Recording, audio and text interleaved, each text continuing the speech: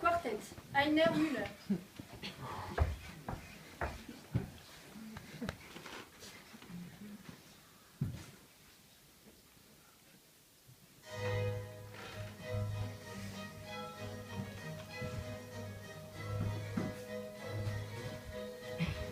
Ah, Valmont, je la croyais morte, votre passion pour moi.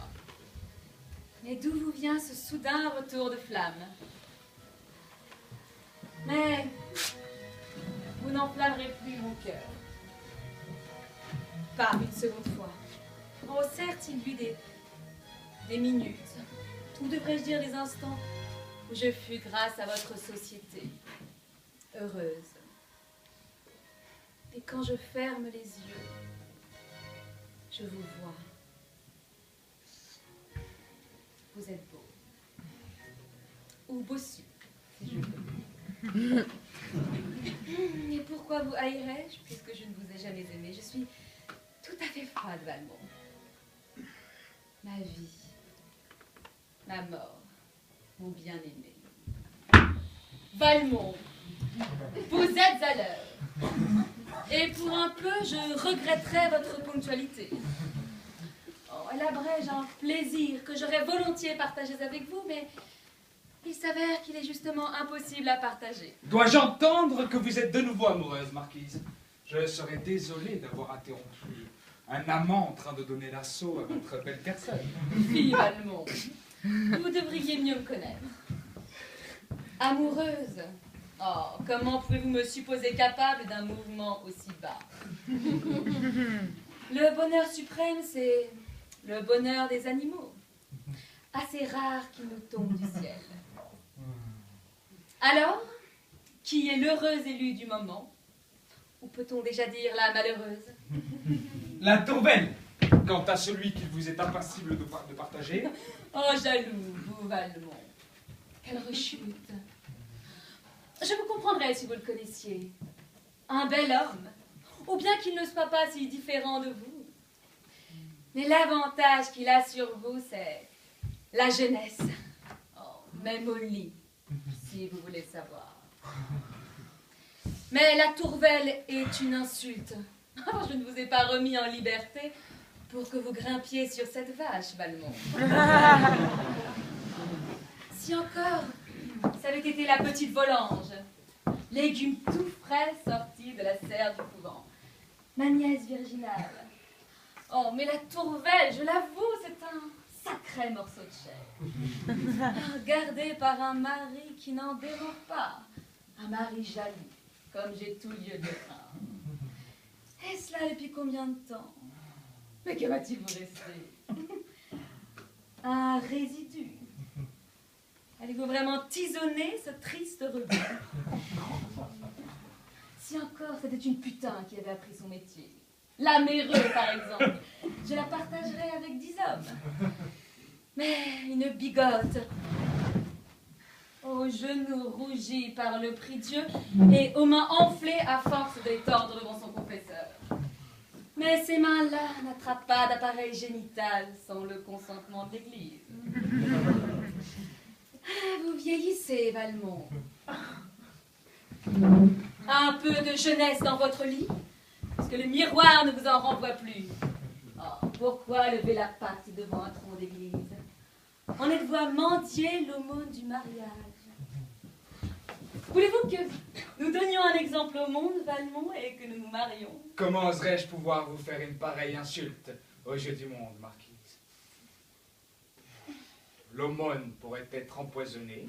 D'ailleurs, je préfère choisir ma chasse moi-même, ou l'arbre devant lequel je lève la patte, comme vous aimez à le dire. Il y a bien trop longtemps qu'il n'a pas plu sur vous. Quand vous êtes-vous regardé dans le miroir pour la dernière fois?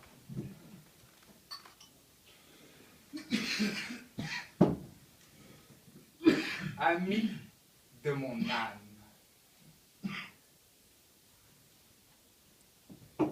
Moi, j'aimerais pouvoir vous servir encore de nuages, mais le vent me pousse vers d'autres cieux. Je ne doute pas que j'arriverai à faire fleurir le tronc de l'église.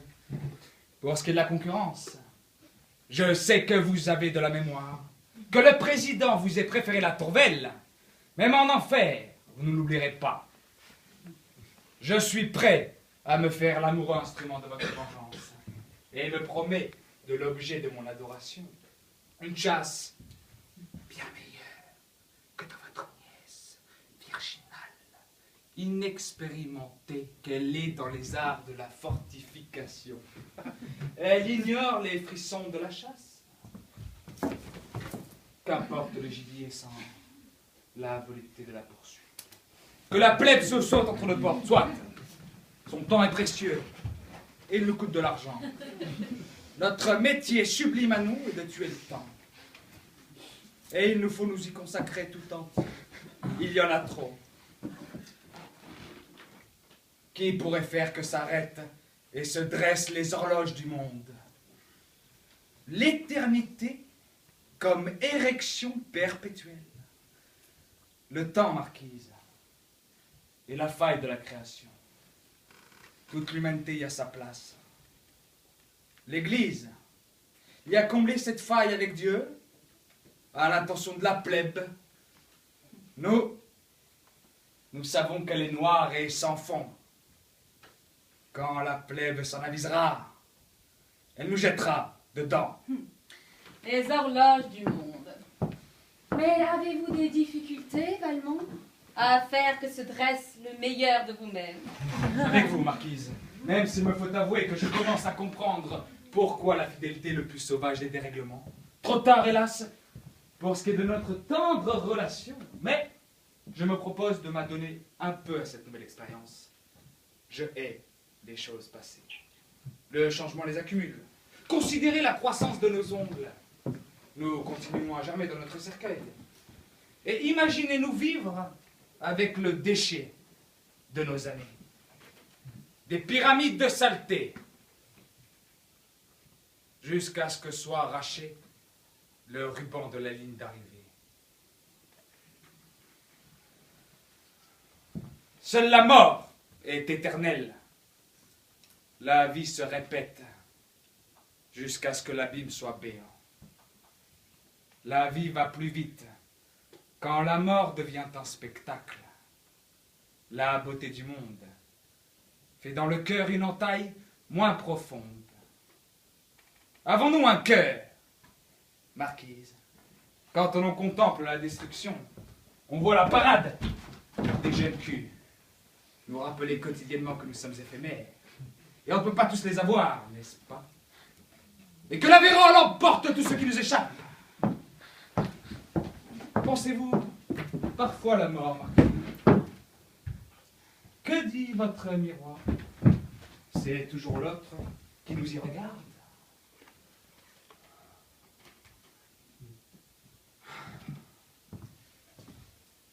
Quand sera-t-il possible d'inspecter votre nièce virginale, marquise? Ah, vous avez donc retrouvé votre peau, Valmont. Bienvenue dans le péché. Et oubliez le trône de l'Église avant que la dévotion vous submerge. Ah, mais qu'avez-vous appris si ce n'est à manœuvrer votre queue dans un trou en tout point semblable à celui dont vous êtes issu, avec toujours le même résultat, plus ou moins satisfaisant, et toujours dans l'illusion que l'applaudissement des muqueuses d'autrui va à votre seule personne. Que les cris de jouissance vous sont adressés à vous seul, alors que vous n'êtes que le véhicule inanimé de la jouissance de la femme qui vous utilise. Indifférent et complètement interchangeable.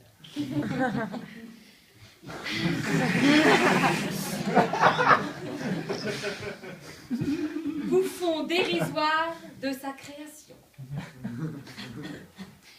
Vous savez, Valmont, pour une femme, tout homme est un homme qui fait défaut.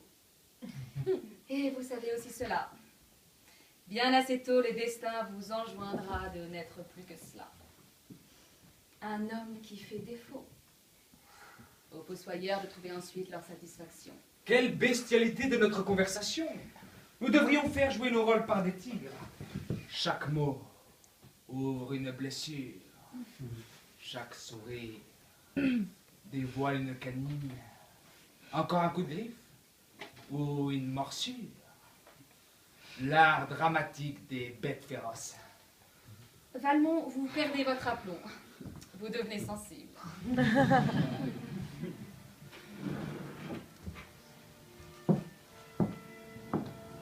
Allez, la Vierge, demain soir, à l'opéra.